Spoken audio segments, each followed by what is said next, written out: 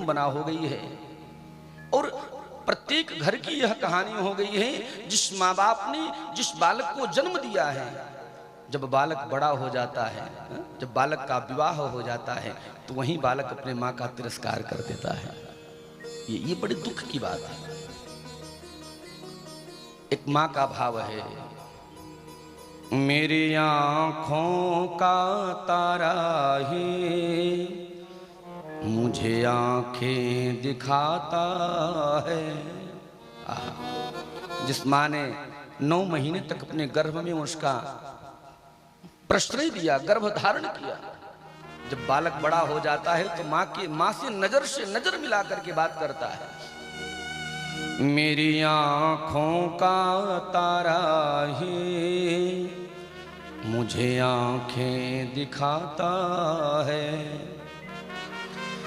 जिसे हर एक खुशी दे दे वो हर गम से मिलाता है। जो बातें कुछ कहूँ कैसे कहूँ किससे कहूँ माँ हूँ, सिखाया बोलना जिसको वो चुप रहना सिखाता है। मेरे आँखों का तारा ही मुझे आँखें दिखाता है।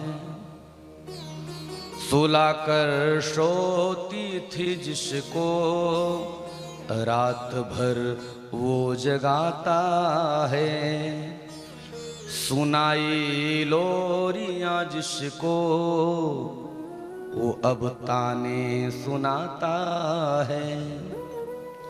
सिखाने में उसे क्या कुछ कमी मेरी रही सोचूं, जिसे गिनती सिखाई थी मेरी गलती गिनाता है।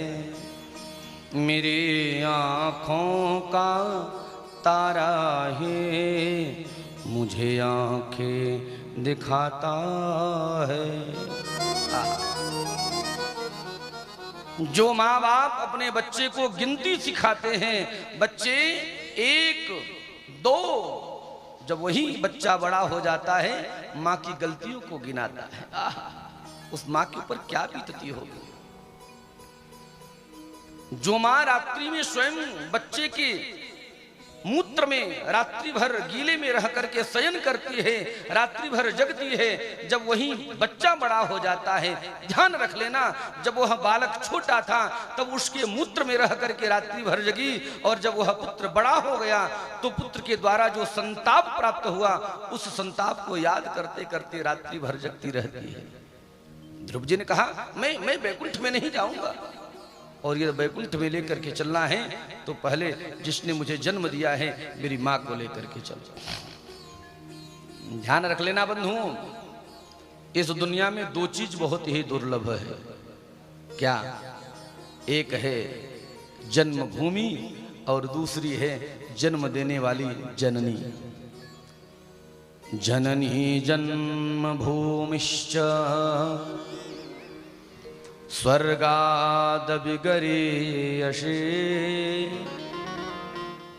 जन्मभूमि और जननी स्वर्ग से भी बढ़ करके है। मैं